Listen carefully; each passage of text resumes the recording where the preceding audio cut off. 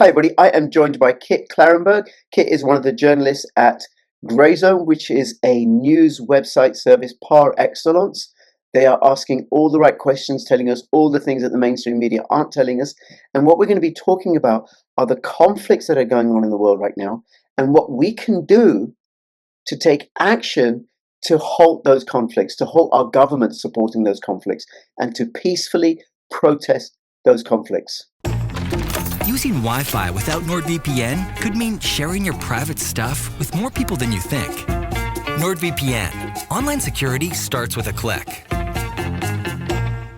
When tyranny becomes law, rebellion becomes a duty. So said Thomas Jefferson. Go to bit.ly/lawful tax protest or bit.ly/make war history and find out why it is a criminal offence to pay central government or local government taxes in the UK. And let's make war history. Oh, and this is going to go on my channels and also on Kit's channels. Hey, Kit, thank you so much for making yourself available. My absolute pleasure. And do you want to do your intro for your channel or just have it as it is? I mean, sure. I mean, if you're a subscriber to me, you already know who I am. So it will come as a little surprise. But yeah, I am an investigative journalist. My primary platform is the Grayzone UK, which I run and edit. That's where most of my investigations go out. But I also have a personal website, which is just kitklarenberg.com, which you cannot find via Google. It is impossible to find it if you Google my name, which is quite interesting, as is my Twitter, which is just Kit Klarenberg as well. So, yes, if you're not subscribed to me there, but you are subscribed to my channel that you're watching this through, there are other options available, as it were. But again, thanks for having me on, Rich. Hey, not at all, not at all. Thank you for responding. And we're going to have the respective links to each other's channels and social media below these videos. So thank you. Now, Kit, I'm familiar with Grayzone. Yes. Every now and then I look at their work and everything. I think they do sterling work.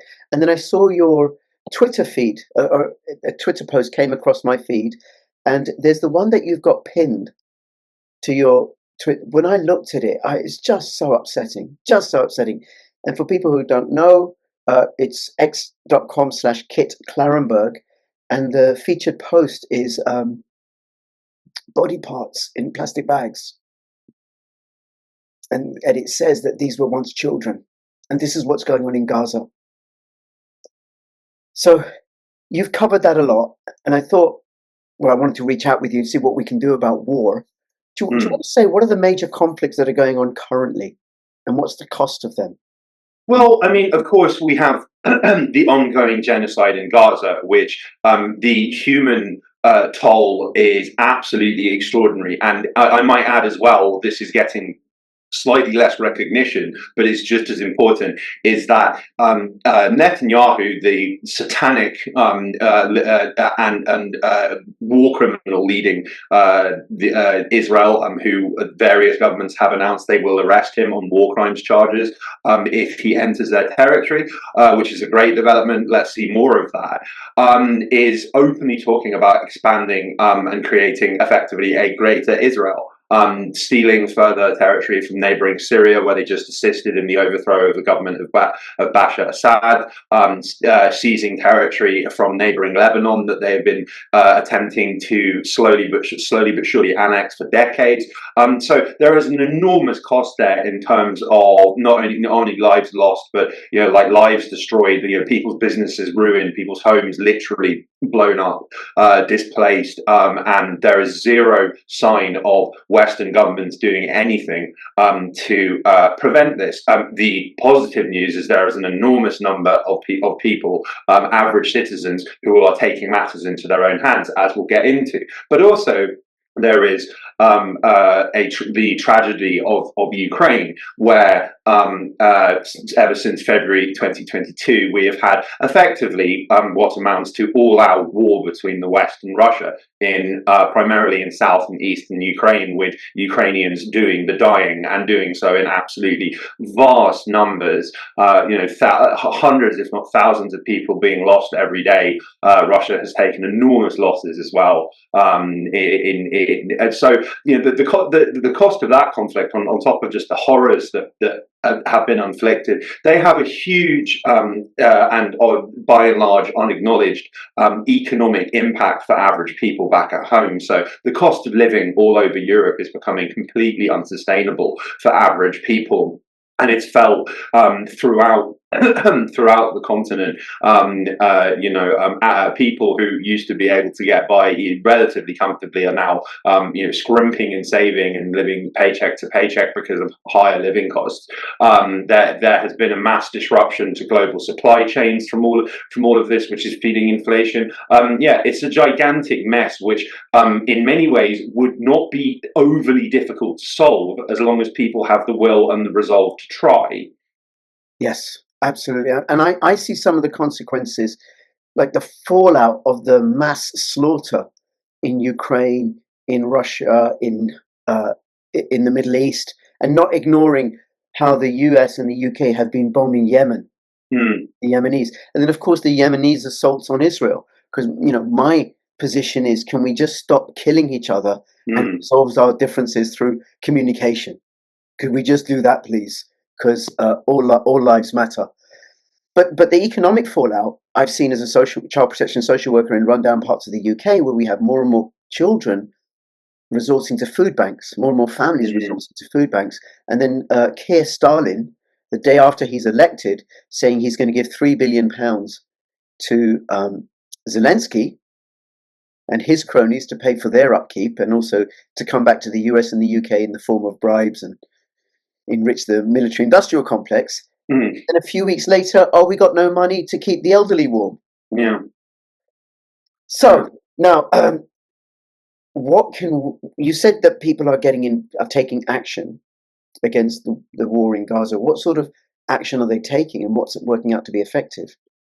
Yeah, well, I mean, I think that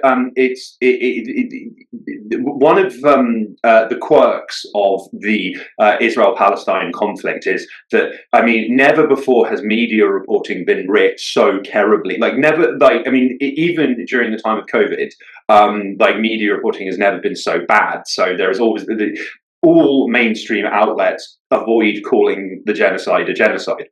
And they use distancing language. Hamas claims 23 people were killed, versus 4 Israelis die, with their names and photos. But one of the things the media has not reported on in any serious way is, since the start of this, there has been huge victories, not only morally, but financially and practically, for a variety of protest actions and actionists and activist groups. So there are a variety of corporations such as McDonald's who have taken a huge financial hit from people boycotting their goods. Now, we have to bear in mind BDS is under attack across the Western world. There are moves by governments and local authorities or administrations in certain parts of Europe and North America to ban the movement or ban it on university campuses. Why would they do that unless it was devastatingly effective? Yeah. So I mean, at the extreme end of the scale, and personally, as someone who, yes, was raised in the Quaker faith, I cannot endorse or advocate any form of violence, but you have Palestine Action, who seek to disrupt the supply chains of Elbit, which is a major supplier of material and weaponry that's used to kill children in Gaza. Excuse me. Including quadcopters, which we recently heard some very affecting testimony from a doctor on the front line of the genocide in Gaza, who testified to seeing endless arrays of children that had been shot by quadcopters after being injured in explosive blasts. Palestine Action, they vandalise the offices of Elbit and companies that supply them. They vandalise their banks at which Elbit have accounts. They break into factories and smash up machinery. I'm personally not advocating this, but it is of note that on top of being an impressive risk for a person to take, more often than not, their actionists are walking free from court. Now, this applies the reasons for their victory are something that we, as passive or peaceful resistors, should take lessons from, which is they use the argument of proportionality, because under the Genocide Convention, and it's important to read the wording, it's not a very long document. It states that governments and states and their populations have a duty under the Genocide Convention, a very clear, inalienable legal duty, not right, but duty to attempt to end the genocide however they can. So if you live in a country that is selling Israel weapons, then you have a legal protection for engaging in a variety of acts to prevent those sales from happening. Okay, and we can apply that to all manner of other fields, including the boycott of businesses like McDonald's. All manner of different passive, peaceful, non-violent forms of resistance. There is a very clear legal protection for a variety of resistance. Wow, that's incredible. And just something I want to add, because you did mention, and I have seen something about Palestine Action, that they're taking these actions and they're walking free from court because they're citing the Geneva Convention, and the International Court in Hague has said that what's happening in Gaza is genocide. But if you're connected to them, you could also let Palestine Action know that not only can they walk free, in Britain, juries have the power to annul legislation. So if there's an act of parliament and juries can decide, because somebody can go to court and say, yes, I did that, but here's the reason why. Yes. Juries can find them innocent, but the jury can also annul the act under which they were convicted. And we're not informed of our rights. Yes. So that may be something useful just to let people know of, right? And I'd love to see Palestine Action have them on and see what I can do to support them. Yeah, well, no, I mean they are experts at this, and I covered in detail a variety of some of the first trials of Palestine Actionists where they managed to very effectively sway juries. They got like unanimous or good as unanimous verdicts of innocence, despite admitting, in theory, to committing very serious crimes. Again, I am not suggesting to a single one of our viewers that they go out and do this. But the precedent is there, and that is why there are a wide variety of moves by Western governments to try and blunt movements like BDS and destroy Palestine Action via a variety of different forms of legislation. But I think it's important to note that there are just in terms of I've seen clips doing the rounds of people who go into supermarkets and place Israeli made on hummus, like on olives or whatever, and it's like that is it is very effective. It is precisely what the kind of tactics that anti-apartheid activists employed during the 1980s with enormous effect. It was and just to get super historical, you've got to bear in mind, in the 1970s, South Africa seemed like it was going to endure forever. It was assassinating the heads of anti-apartheid movements the world over very successfully. It was carrying out all manner of skullduggery. It secured nuclear weapons. Like it never did South Africa appear stronger in its history than in the decade leading up to its destruction. So while we can only feel a sense of enormous depression and helplessness and misery at the inhumanity that is emerging from Gaza and now other areas surrounding Israel on a daily basis, this could be the death throes of the Zionist entity. I speak to Palestinian friends of mine who are, under daily threat of being killed, and they say, one day, Kit, you and we're going to be on the beach in Gaza. It's not a matter of when. It's not a matter of if for them. It's a matter of when. And if they can maintain that optimism, we owe it to them and ourselves not to lose optimism either. Absolutely. And there is more that we can do. And I agree. I think Israel's not going to prevail. It's just not going to prevail. The cost to Israel is too great. It's just not viable. They've been a really, really shitty neighbor, and their neighbors are getting more and more powerful and stronger. It's in the long term, it's not going to prevail, which could be a tragedy for Jews. So people have to bear in mind, but being a Zionist isn't the same as being Jewish. The two are very, very different. Very different. Very different. Just like being Al Qaeda is not the same as being a Muslim. No. Very, very different.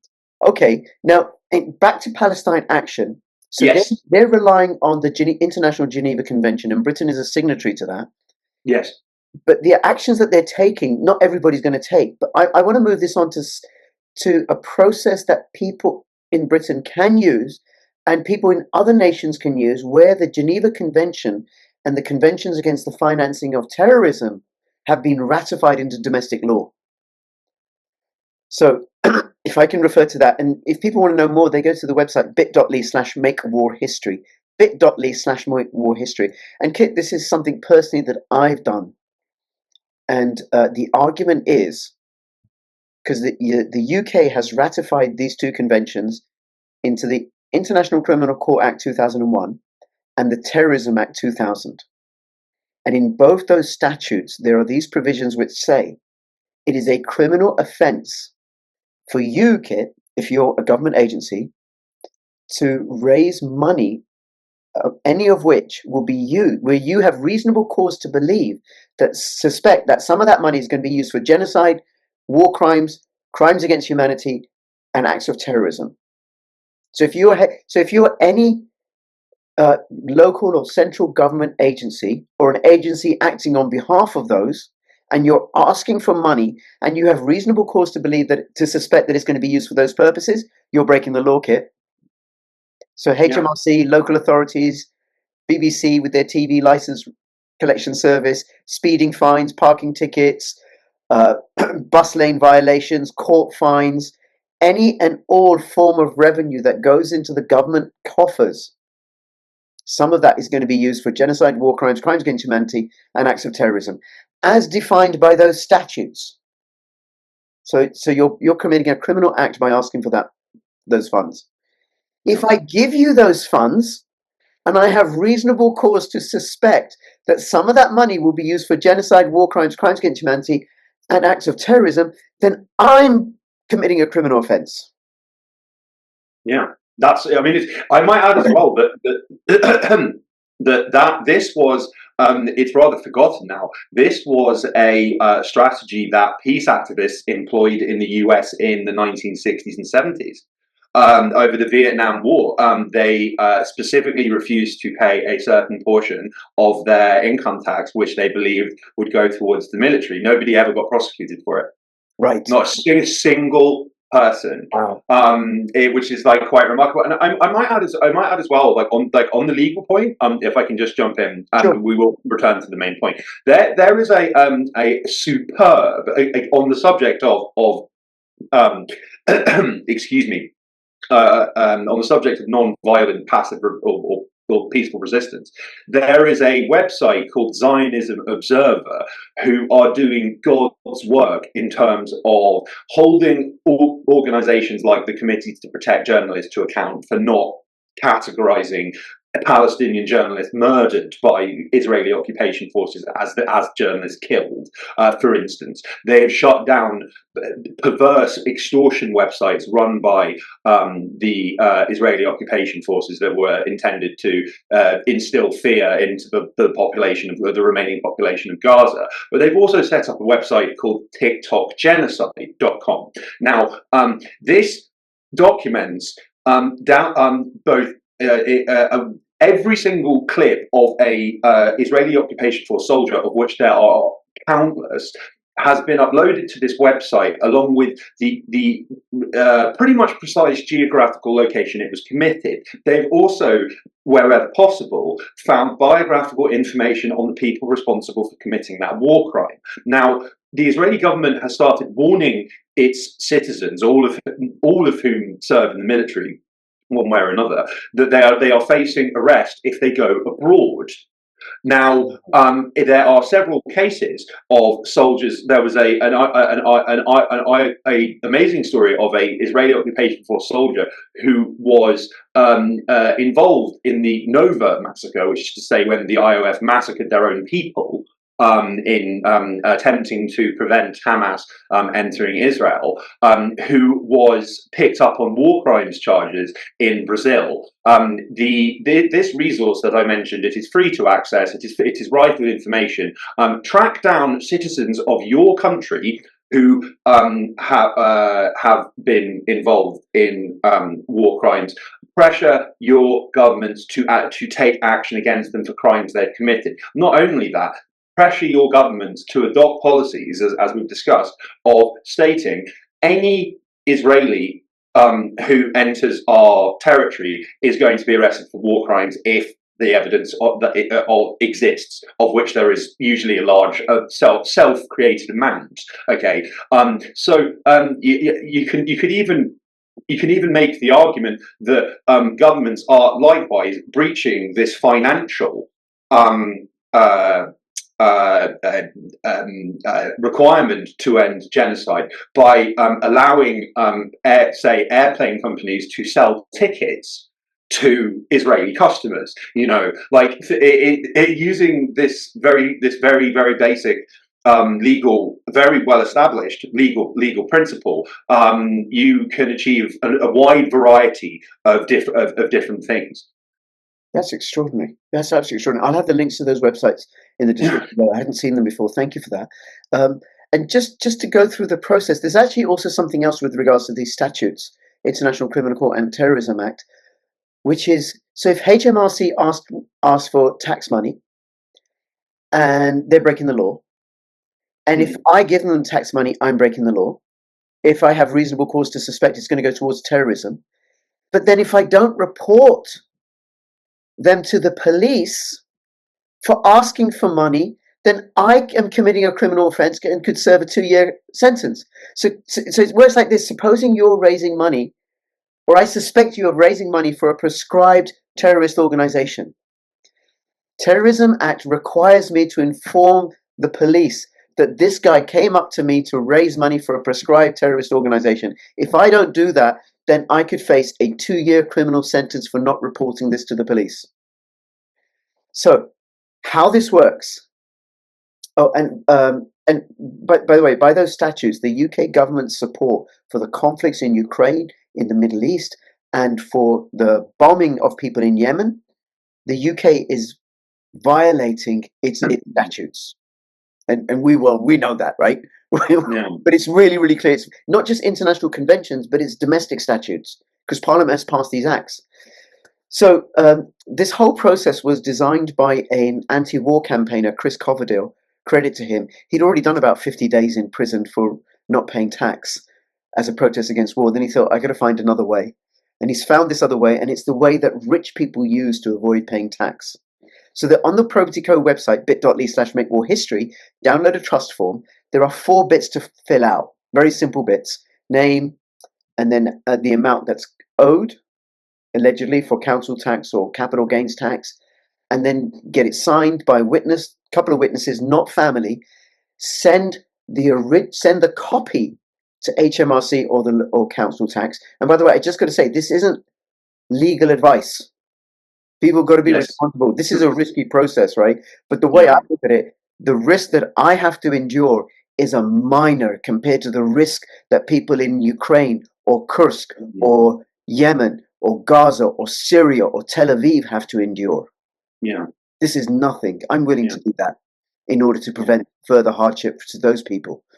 Yeah. And I might add as well that there actually are a wide variety of a wide variety of organizations which deal with Palestine solidarity. I think they're called the European Legal Support Centre. They're based in the Netherlands. They're completely independent, and they are specifically set up to protect and empower the Palestine solidarity movement in Europe. So if you want actual legal advice rather than what we are saying now, contact them. My dealings with them has always been positive. They're extremely professional. They're extremely friendly. They're extremely helpful. They put out they routinely publish reports on Western companies that are invested in the illegal occupied territories or are somehow assisting the Zionist entity War Machine in often companies that you wouldn't necessarily expect, like Airbnb, for instance. Like they have they advertise a large number of experiences and properties in the West Bank, or say illegally occupied Palestinian territory. So they're breaking the law by doing this. So anyway, that's a side issue. The point is that the ELSC, European Legal Support Centre, do speak to them, do consult with them, keep up to date with what they're doing, because they are at the forefront of helping individuals and organisations use legal powers against governments and corporations to try and end the genocide. Fabulous. Listen, I'd love to speak to them. I'll talk to anybody, interview anybody about this.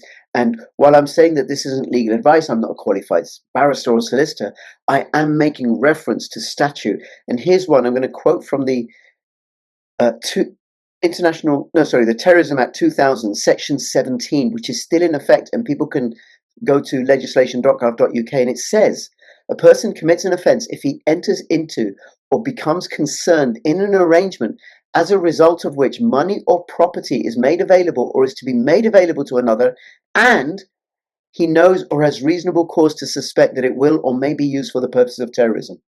So while this isn't legal advice, it is backed by statute. We made reference to statute. And this is what I did. So I sent HMRs, I had a small capital gains tax bill. I sent them the trust form, and which essentially says you can have this, you're the primary beneficiary. You can have this money, provided you, and I didn't send them any money, provided you can demonstrate that you're acting in compliance with these statutes. And I cited the specific provisions in those two statutes. Another one is from, I'm just having a look, Section 51 of the International Criminal Court Act 2001. It is an offence against the law of England and Wales for a person to commit genocide, a crime against humanity, or a war crime. And this section applies to acts committed in England or Wales or outside the UK. Then also the Supreme Court has ruled that these statutes apply to government agencies and their agents. And there is a provision in International Criminal Court Act 2001, which says, Section 78, this act binds the Crown and applies to persons in the public service of the Crown and property held for the purpose of the public service of the Crown, as it applies to other persons and property. So if I give money to a terrorist organization, directly or indirectly, I'm committing a criminal offense. But the same applies to someone who's acting on behalf of the government to collect revenue that's going to be used for terrorism or genocide, war crimes, crimes against humanity. And to go back to an earlier point where you said in the US in the 60s, that people withholding a proportion of their tax, that isn't going to work in the UK. Yes. If I owe £1,000 and I think it's roughly, it's about 2.5% officially. It's probably more when you take in all the secret disbursements, right? But let's just say, for argument's sake, 2.5%. If I give £1,000 in tax and withhold 2.5% of that, well, whatever I give, they're going to use 2.5% of that for defence spending. So if I give £97.50 instead of 100, they use 2.5% of the £97.50. So you've got to withhold the entire amount. Yeah. But the deal is, in the trust form, either you demonstrate that you're acting in compliance with statute, and then all the money is yours, and there's a certain by when, or if you fail to do so, the money goes to the secondary beneficiary, which can be myself, it can be anybody else, it can be another agency. And trust law is older than the Magna Carta. It's that embedded in Britain's legal tradition. So I sent that to the HMRC about a year ago. I gave them 2 months. They didn't respond. They then started sending me their stand. By the way, I told them how much tax I owed them. So it was clean hands approach. I wasn't hiding anything. I'm not evading. I'm not avoiding. They asked me for payment, and then we had a series of letters back and forth. And in the letters, I'm saying, look, I want to act legally and within statute. And I want to make sure that you're acting legally and within statute. They came back and said, look, you have to pay taxes that are lawfully due. And I said, good, I want to pay taxes that are lawfully due. Tell me if I'm breaking the law here and if you're breaking the law here. And tell me what exemptions there are, because look at these provisions. And then they said, you can't withhold because of your personal beliefs. And I went back and said, I've said nothing about my personal beliefs, nothing about my personal beliefs. This is just a matter of statute. Am I exempt? Are you exempt? And eventually I got fed up with these back and forth letters, and I sent them an affidavit, which for people who don't know is a sworn statement of fact. And in my affidavit, I said, I did this, I did this, I did this. This is what the provisions say. At no point have HMRC given me an exemption or cited any exemptions where these provisions don't apply. Gave them 2 weeks to rebut it. They failed to rebut it. I sent them a notice of default and said, this matter is now settled. Now, at no point did HMRC say to me they were going to take me to court. And I think the reason for that is they'd be asking the court to compel me to do something that's in violation of statute. All money that's collected directly or indirectly by central or local government goes into a consolidated fund. If people don't know, goes into one massive pot, out of which is then dispersed to the various departments. So your council tax, your parking fine, everything, and 2.5% of everything that goes into that pot is given to defence spending, given to the mass slaughter of people abroad. So that's where I'm at. And if people want to know more, bit.ly/makewarhistory. Now, Kit, do you have any questions about this or any comments you want to make? No, I think it's a fantastic initiative, and I'll be visiting myself once this interview is over. But no, I think this has been a great discussion. I think if you have one takeout from our chat, it's that we are individually and collectively a lot more powerful and have a lot more rights than we know. And that is deliberate. There is a reason for that. But in more cases than not, particularly when we're talking about like the genocide in Gaza, you have a wide variety of legal protections and obligations, even which you may well be completely unaware. Get up to speed. Boycotting works. Taking legal action works. Think about the impact that the interim ruling in South Africa's case brought against Israel. That even though it went short of openly accusing Israel of directly committing genocide, it caused a lot of problems for the Israeli government, their Western allies, and the mainstream media. Okay, and that was like one country out of 178, I believe, recognized internationally. If we have more people doing this, the pressure will rise, and amazing things can happen. So don't give up hope. Absolutely. And if people want support, and Kit, I'd invite you to do this as well, right? There are calls from 6 p.m. to 7:30 p.m. every other Monday. You have to register on the website. It's free to register. The calls are free. And then people can, you don't even have to use your real name or show your face on camera. You can listen, find out, ask questions, hear from others who've gone through this process, including small businesses. I interviewed one guy who runs a couple of hair salons, and he's withheld his tax this way because he's using payroll tax for the employees who are willing to do it, corporation tax, and also VAT, because some of that is used for genocide and other crimes against humanity. The other thing, Kit, is that if people may not be as, I don't know, fervent or rabid in their anti-war positions as you and I are, but they might be really, really pissed off with climate fascism in the form of net zero because they want to eat beef and not insects. They might be really pissed off with this government mandating, or not mandating, but making assisted murder available versus taking care of people. They might be really, really pissed off about how they're going to destroy home education. My kids never went to school. Luckily, they're old enough now that they're not going to be impacted. But for others, they might be really, really pissed off with ULEZ and all the other Great Reset policies that this government is following. They might be really, really pissed off with how this government is destroying the food supply by its attack on farming. They might be really, really pissed off about how the government's not taking actions with the grooming gangs and addressing paedophilia, and who was covering for those guys for those men that were doing that. Who were they supplying girls to? So whatever it is, you can still use this process as a protest against the tyrannical activities of Keir Starmer's government. Yeah, absolutely. Kit, thank you so much. Anything else you want to say before we finish up? No, I just, in manner of a shameless plug, I would like to say that I do run a regular investigative podcast with my dear friend Alex Rubenstein, and we'll be having a broadcast on Sunday, the 12th, I believe, after a Christmas break. But we're called Active Measures. Tune in, have fun, like, share, subscribe. God bless you. Take care, Chris. Thank you. It's been great. Bye bye. All the best. Bye bye.